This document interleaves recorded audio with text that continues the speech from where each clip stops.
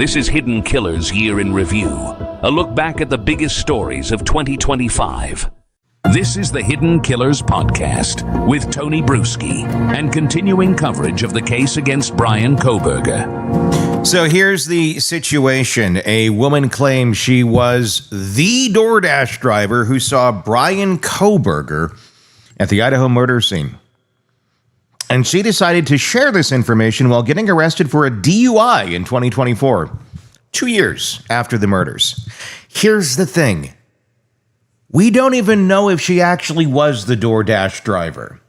I know it sounds exciting. It sounds like, oh my gosh, someone saw him at the scene. Wow. We got to take a step back, though, and go, how credible is this witness? Because there's a lot of real credible, solid evidence here. I don't know about this one, guys. The prosecution hasn't confirmed her identity, and she's not on any witness list. And the actual DoorDash driver was interviewed right after the murders with no mention of seeing anyone. So, might we be dealing with someone who claims to be a key witness, but might not even be who she says she is? Let me set the scene properly. November 13th, 2022, around 4 a.m. in Moscow, Idaho. 4 University of Idaho students, Kaylee Goncalves, Madison Mogan, Xana Kernodle, and Ethan Chapin, murdered in their off-campus house. The crime scene, absolutely horrific. We're talking about a knife attack that left investigators deeply shaken. These were the kids just living their college lives, and what happened to them was beyond brutal.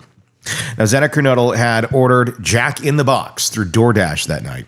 The delivery arrived around 4 a.m., right when prosecutors believe the murders were about to be taking place. Digital forensics shows she was scrolling TikTok at 4:12 a.m., which confirms she was awake and received the food. The delivery has always been a crucial timestamp in the prosecution's timeline. It helps establish the window when these students were still alive.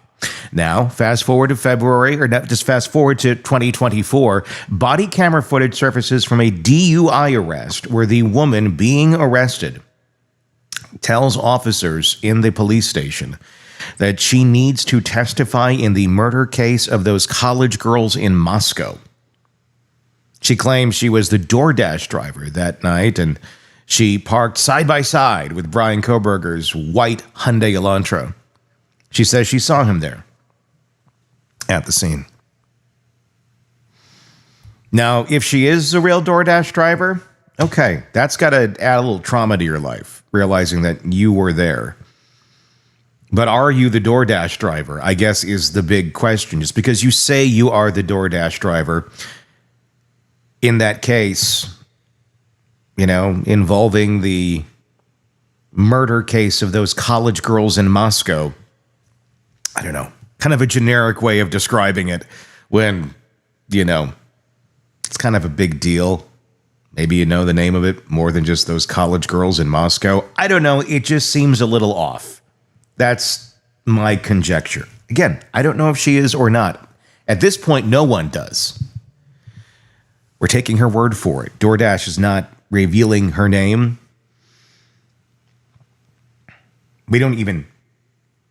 We're not releasing her name here either. So we just don't know. We don't know if she is a DoorDash driver. But she's claiming she is, and she's claiming she saw Kohberger. But why would you not say that when you were interviewed all that time ago, if you are the DoorDash driver? And furthermore, if Bryan Kohberger is pulling up next to somebody and sees somebody leaving the house and sees that somebody saw him there before he went into the house, that also seems a little bit off. It might be cancel the plans for the night, Bryan. It's time to go home. Let's pick another night. Judging by how much he tried to plan this thing out and not get caught, someone seeing you in the parking lot of the home might be a cancel the excursion type thing. From a prosecution standpoint, assuming Kohberger is guilty, this could either be a gift or a disaster, if she's even the real driver. They built a strong circumstantial case. They have Kohberger's DNA on a knife sheath found near Madison Mogan's body. They have cell phone data showing his phone near the house at least 12 times before the murders. They have surveillance footage of this car in the area. What they don't have is a direct eyewitness placing him at the scene. In theory, if this woman really was the DoorDash driver and really did see him, it could fill that gap. And need I say again, could fill that gap. Here's the problem. Even if we assume she's telling the truth about being the driver, which is a big if, the circumstances of her disclosure create massive credibility issues. Any competent defense attorney is going to focus on the fact that she made these claims while being arrested for drunk driving. They'll ask why she waited 2 years to come out and say this. They'll question whether someone intoxicated enough to be arrested can accurately recall events from 2 years prior. And most importantly, they'll ask why the real DoorDash driver interviewed in 2022 apparently didn't mention any of this. It's kind of a big piece in the puzzle. The timing is particularly problematic. Law enforcement interviewed the actual DoorDash driver shortly after the murders and cleared them as a suspect. According to the arrest affidavit, authorities noted they had spoken with the delivery driver, but there was zero mention of that driver seeing anyone at the scene. Not a whisper about parking next to a white Elantra or seeing a bushy, eyebrowed graduate student. So either this woman is completely a different person who's confused or lying. The original investigation somehow missed this crucial detail, or we're dealing with some serious miscommunication about who saw what and when, or it's somebody just making up a tale. Making matters more complicated when a report claims this woman previously witnessed her husband's murder in the same town. Yes, unconfirmed, but a weird one that is floating around out there. I have no idea the legitimacy to it, considering there's not a lot of murders in this town. Now, this detail hasn't been verified by other sources. If true, trauma victims can certainly be reliable witnesses. The defense would likely use this to suggest potential confusion or unreliability. Either way, it's another potential avenue to attack her credibility. Looking at the existing evidence against Kohberger, the prosecution already has compelling material to work with. Again, the DNA on the knife sheath is particularly significant. It's direct physical evidence placing him at the scene. The digital trail showing his phone repeatedly near the victim's house at least 12 times before the murders suggests stalking behavior. The surveillance footage tracking his vehicle provides a visual timeline. Reports indicate he was seen cleaning his car after returning to his parents' house in Pennsylvania, which could suggest consciousness of guilt. So the question becomes, does adding this witness strengthen or weaken the case? If her testimony holds up under scrutiny, she could provide the human element that makes technical evidence more real for jurors. Hearing someone say, "I saw him there," carries emotional weight that DNA swabs and tower cell pings don't always convey. It could be the piece that turns a strong circumstantial case into a slam dunk. But if her credibility crumbles under cross-examination, again, these are all big ifs. If she even is someone that's going to be testifying, if this is even the right person, she could undermine the entire prosecution. Jurors might start questioning other evidence if they feel the state tried to slip in a questionable witness. In death penalty cases where the burden of proof is already extraordinarily high, one bad witness can create reasonable doubt where none existed before. The defense team, led by Ann Taylor, has already shown they'll aggressively challenge witness testimony. They successfully got portions of surviving roommate Dylan Mortenson's account excluded as unreliable. Mortenson saw a masked figure in the house, but didn't call 911 until 8 hours later, a delay the defense exploited. And that was a sober witness who was actually inside the house during the murders. Consider how this plays out in court. The prosecution puts this witness on the stand. The woman who claims that she was the DoorDash driver. And let's say she is. Okay? You got to confirm that she's the right person first. She testifies she saw Kohberger at 4 a.m. when she delivered the DoorDash order. On cross-examination, the defense brings up the DUI arrest. They ask her about her alcohol consumption habits. They question why she never mentioned this to police in 2022. They bring up her husband's alleged murder and suggest trauma might affect her memory. They ask if she's sure it was Kohberger and not someone who looked similar. And by the time they're finished, her testimony might do more harm than good. And again, let me note that murder thing, that is a complete rumor that is floating around. I cannot verify any of that. All of this is conjecture and just what if. Can prosecutors confirm she actually was the DoorDash driver? Well, yes, they'll be able to do that with the help of the arrest affidavit. The original arrest affidavit mentions that law enforcement spoke with the DoorDash driver. It doesn't provide identifying details, at least not publicly. Does her story align with GPS data from the delivery? Are there any digital records that support her presence at the scene? Without corroboration, her claims remain just that, claims made during a drunk driving arrest. From a strategic standpoint, prosecutors have to weigh what is going on here? Risk versus reward. They're seeking the death penalty, which means they need an airtight case. They can't afford testimony that might blow up on them. The existing evidence already tells the compelling story. DNA at the scene, cell phone data showing repeated visits to the area, vehicle caught on camera, and suspicious behavior afterwards. Do they really need to gamble on a witness with significant credibility issues? Judge has already dealt with numerous complications in the case. He's implemented gag orders, sealed witness identities due to harassment, and moved the trial from Moscow to Boise because of publicity concerns. Adding a controversial witness could create another headache in an already complex proceeding. Trial strategy often comes down to knowing when you have enough. The prosecution's current evidence paints a picture of a criminology PhD student who thought he could commit the perfect crime, but made crucial mistakes. The DNA on the knife sheath alone is powerful evidence. The digital footprint showing obsessive behavior strengthens the stalking narrative. The vehicle identification process provides a physical presence near the actual scene of the crime. If prosecutors are confident in their existing case, introducing this witness might be an unnecessary risk, if they're even considering it. They may be looking at her right now from the behind the scenes going, that's not the delivery driver, but there's a gag order, so they can't say anything. Yes, eyewitness testimony can be compelling for juries, but it can also backfire spectacularly when the witness has credibility problems. In a death penalty case, you don't take chances unless the potential benefit clearly outweighs the risks. The real tragedy here is that the situation might complicate justice for 4 young people who had their lives brutally cut short. Let's say she actually is the witness. Their families have endured unimaginable pain and deserves a clean prosecution that focuses on solid evidence. They don't need the additional stress of wondering whether a questionable witness might derail the case. Looking at similar high-profile cases, prosecutors often face these dilemmas.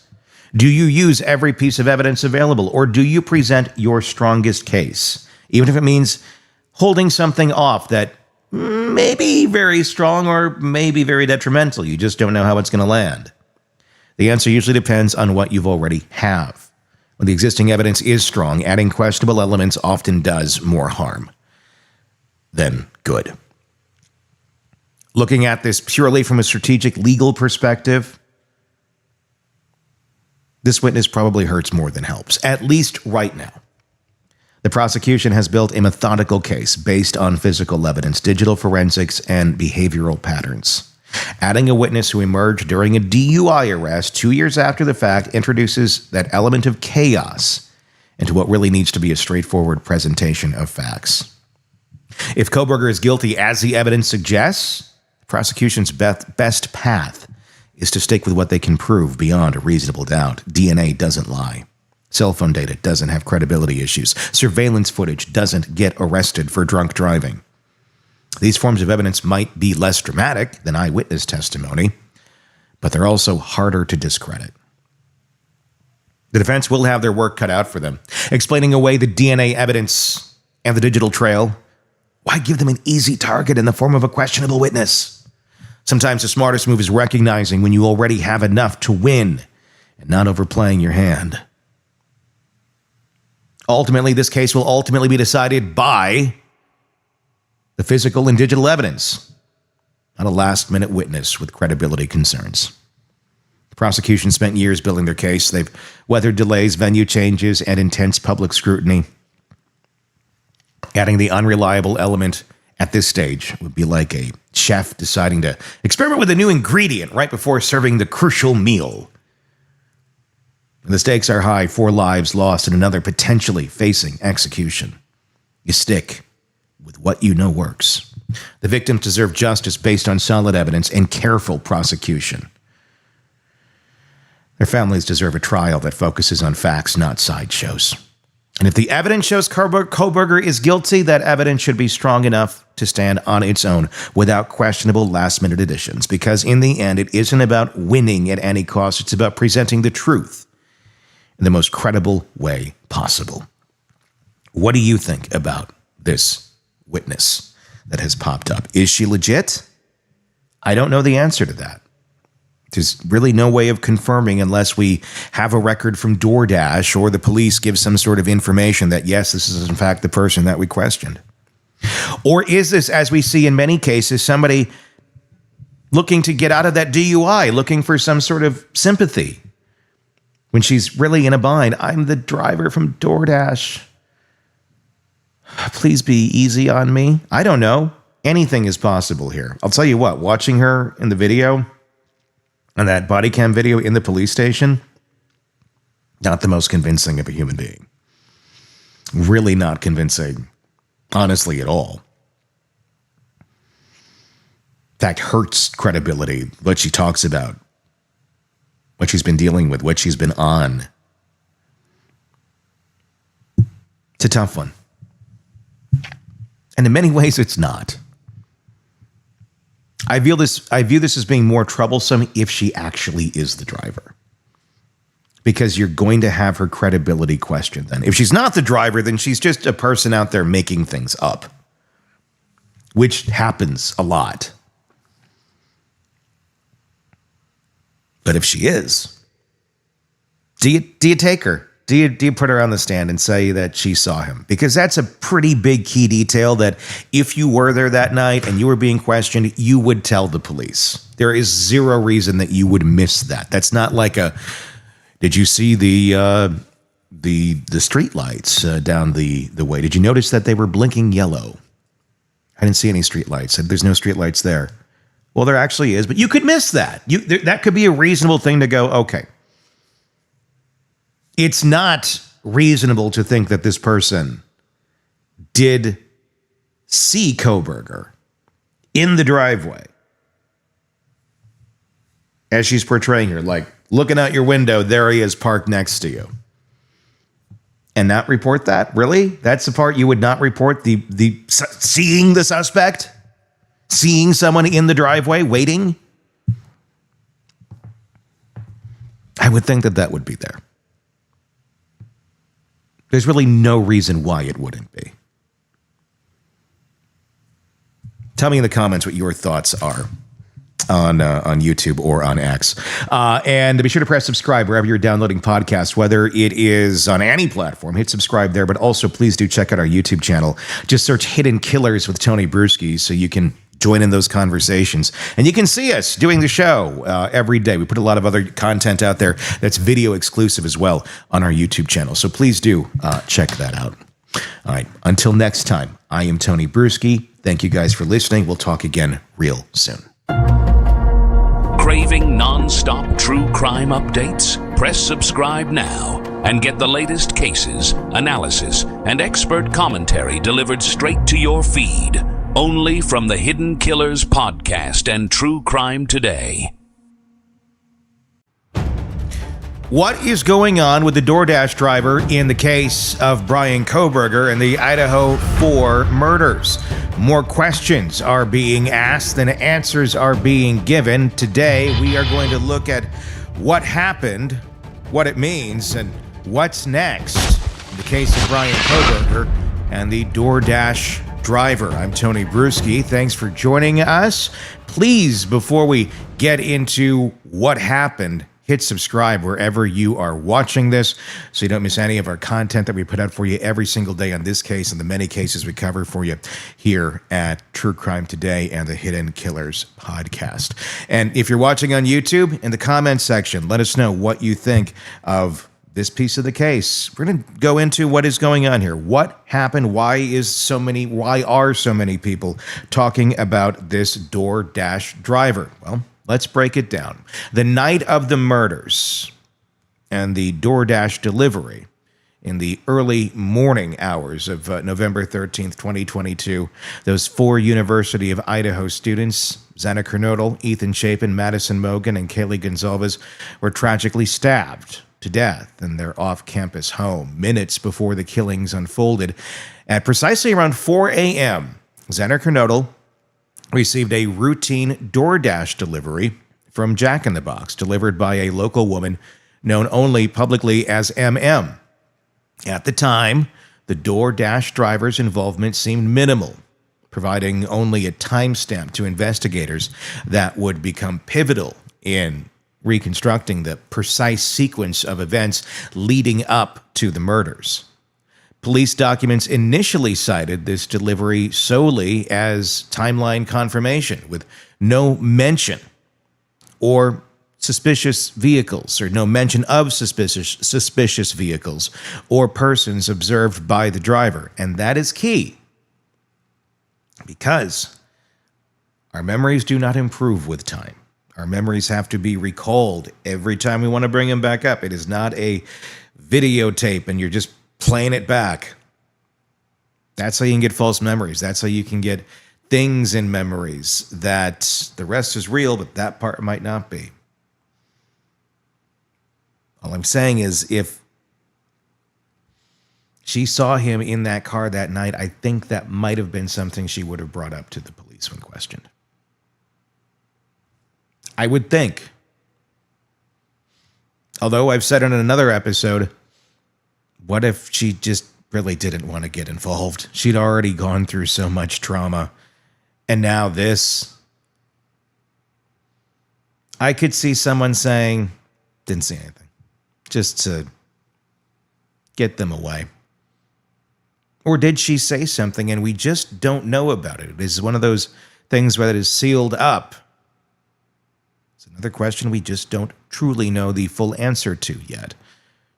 For months, the driver's role appeared to be nothing more than a tragic coincidence, an everyday food delivery overshadowed by the subsequent horror that unfolded inside that house. The DoorDash driver's recent shocking revelation on body cam footage is what everyone is talking about. And it's a revelation to the general public, but is it a revelation to the case itself? That is something we truly do not know the answer to. That could be sealed. To nearly 2 years later, in June of 25, just if you're listening to this or watching this right when we're making it, it's still June of 25. Explosive new information surfaced from old body cam footage recorded during a completely unrelated traffic stop in Pullman, Washington. That was on the night of September 4th, 2024. Police pulled the DoorDash driver over on suspicion of impaired driving due to alleged prescription drug use. As the officer interacted with her, the clearly distressed woman spontaneously began discussing her involvement in the Kohberger case. She explicitly stated multiple times, and with visible anxiety, that she would be testifying in the big murder case, directly referencing the infamous Idaho murders. Then came the bombshell. "I saw Bryan there. I parked right next to him," she insisted. She repeated this detail, stressing it multiple times on the body cam footage, emphasizing both her direct visual identification of Bryan Kohberger and the exact placement of her vehicle relative to his. At one point, clearly emotional and visibly shaken, she further explained to the officer that the stress of testifying in such a high-profile case had severely impacted her mental health, contributing to ongoing issues with anxiety and prescription medication. Prior to this body cam footage emerging, there was never any public record or indication that the DoorDash driver claimed to have directly observed Kohberger at or near the scene that night, transforming what initially appeared a minor logistical detail into potentially crucial eyewitness testimony. So why is this new information raising credibility questions? Well, that's a good question. The revelation quickly raised a ton of eyebrows. But why? Why was the crucial eyewitness information only coming out now on body cam footage from an unrelated incident rather than earlier through official channels? It remained unclear whether law enforcement was previously aware of this claim or if this footage represented the driver's first ever disclosure of having spotted Kohberger. The delay in public reporting such a vital detail inevitably cast doubts, raising concerns that perhaps her memory of events has evolved over time due to extended or external influences, particularly widespread media coverage of Kohberger's face and the white Hyundai Elantra associated with him.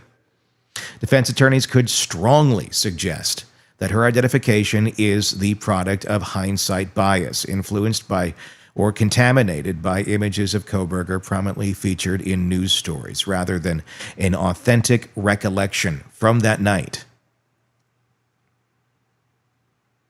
The DoorDash driver's personal struggles and legal problems add further complexity. The driver's personal history and recent behavior introduce a lot of potential pitfalls. During the September 2024 incident, when she was pulled over by Pullman police, officers arrested her for allegedly driving under the influence of prescription medication. The video portrays a woman clearly grappling with intense emotional distress, including PTSD related to the violent death of her husband in 2013. She candidly described the pressure and anxiety she was under, specifically citing the stress of testifying in the upcoming murder trial. This arrest and the documented emotional instability have raised understandable concerns regarding her reliability as a witness or how a jury may interpret her.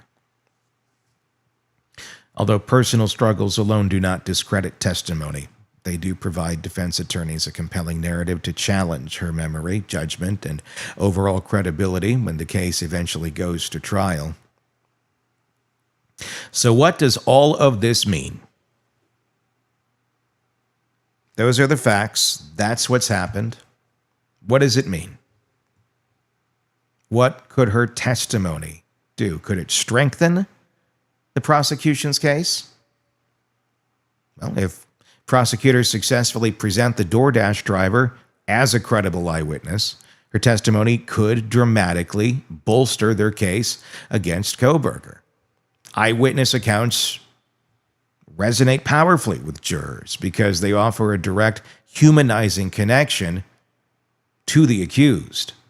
The driver's statement, explicitly placing Kohberger physically at the scene within minutes of the murders, can significantly enhance circumstantial forensic evidence such as DNA and cell phone data, instead of merely suggesting Kohberger was near the area around the relevant time frame. Prosecutors could directly argue to jurors that he was literally observed by an independent witness moments before committing the crime.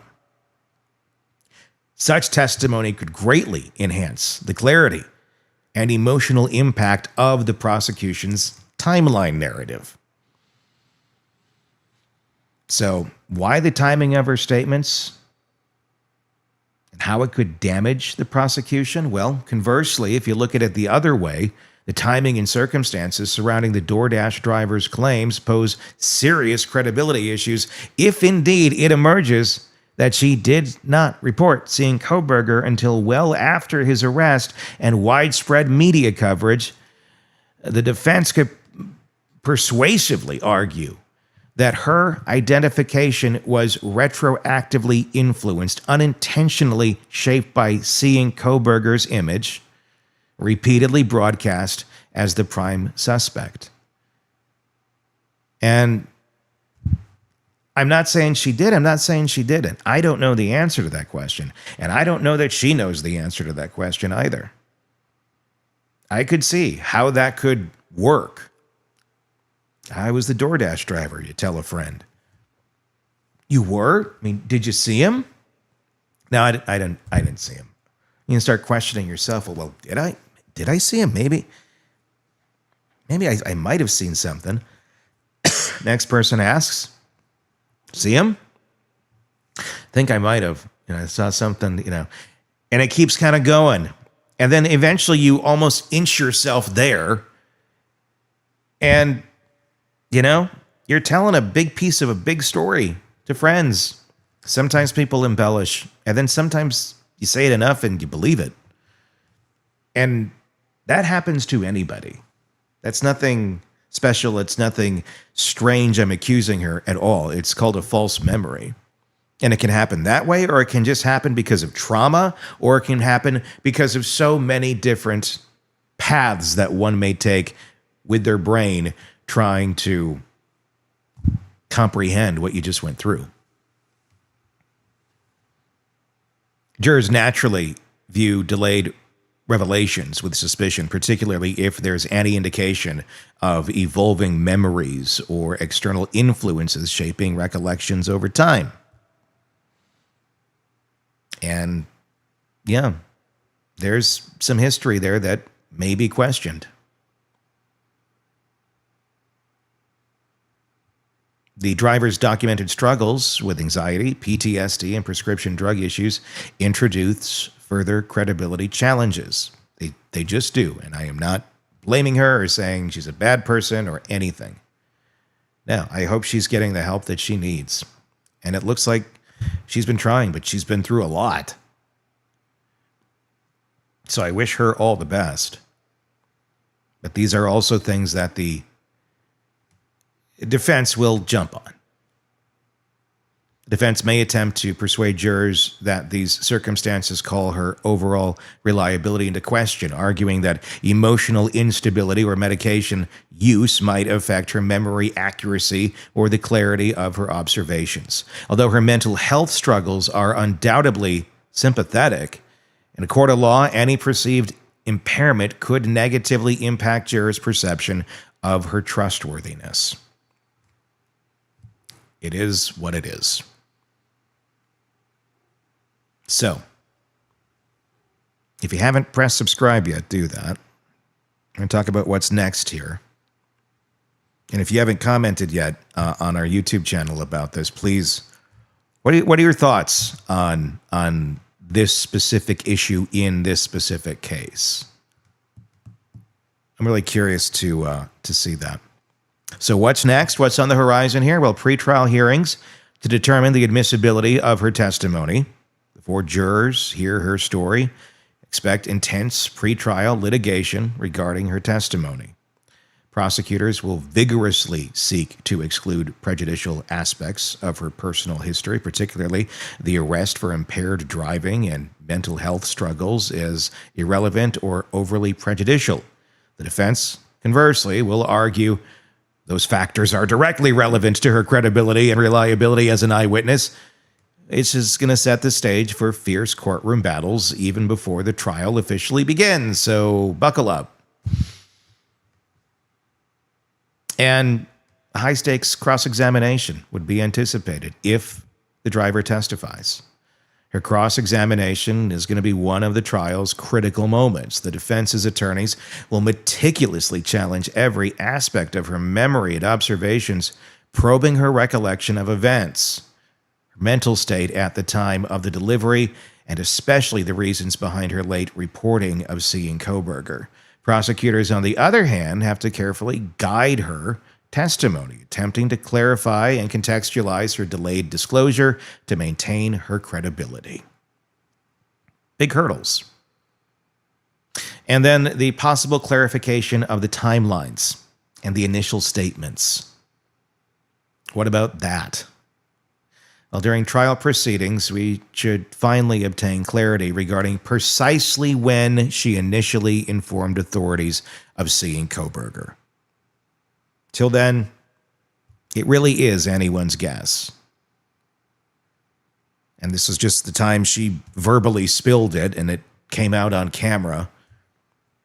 Probably wasn't even cognizant of that in that moment that she was in. So if at all prior to this newly surfaced video. We'll see if it's been said. If it turns out she reported seeing Kohberger early on, information previously unknown due to the gag order, then prosecutors could significantly rehabilitate her credibility. If, however, she only made these claims after Kohberger's arrest and media coverage intensified, it could profoundly damage the strength of her testimony. So we'll see what she said. And that's going to be under that gag order for probably till the trial. But the trial's not far away. Eyewitness testimony can profoundly sway juries, carrying immense emotional and narrative weight. The DoorDash driver's testimony could become a dramatic courtroom moment, vividly placing Bryan Kohberger at the scene moments before 4 young lives were brutally ended. Yet this same witness carries considerable risk, delayed revelations, complicated personal history, and documented emotional struggles. This is not about questioning Kohberger's guilt, nor does the entire prosecution hinge on this one witness. Yet, how jurors perceive her, whether as a flawed but fundamentally honest citizen or as an unreliable witness, compromised by personal struggles, could subtly shift quite a bit, and their view of the prosecution's overall narrative. The upcoming trial will test whether the prosecution's gamble on her testimony pays off, if they use it, or becomes a significant vulnerability, potentially introducing reasonable doubt into a case that prosecutors have otherwise painstakingly built. Tell me what you think in the comment section on YouTube. I'd love to see it. Again, I'm not saying anything negative about this woman. She has been through a lot. And I can't say how I would be had I been in her shoes for the struggles that she's had in her life and the traumas that she's had. So, my God. And then to have this, just talk about unlucky? I don't know. I mean, it's almost like, God. And this is something, how random as well, to be caught up into. So I wish her all the best. So I don't want to say anything negative about the driver. I'm curious what you think about the timing, and if it is a false memory, if it is something that just kind of got there, or, she's just finally saying it aloud, or somebody caught it aloud on camera and now it's this and that. It's speculation, but I'm curious. And how she would play as a witness. That's a big thing, because they would exploit her, and it's kind of a gamble. You got someone saying like a really, really important thing about the case, and then they point out all of the struggles that she's been through. That could sway a jury too.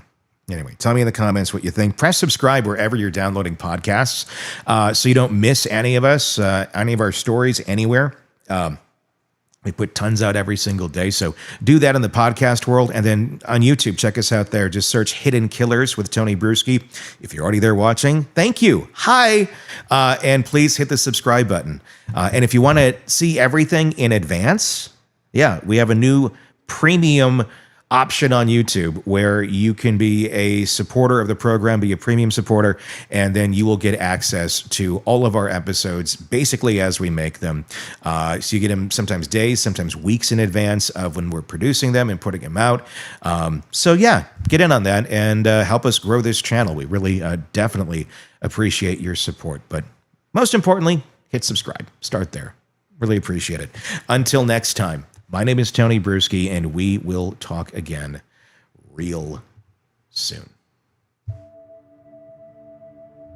If true crime is your obsession, we've got you covered. Press subscribe now to the Hidden Killers podcast and True Crime Today for non-stop coverage, expert insights, and in-depth analysis.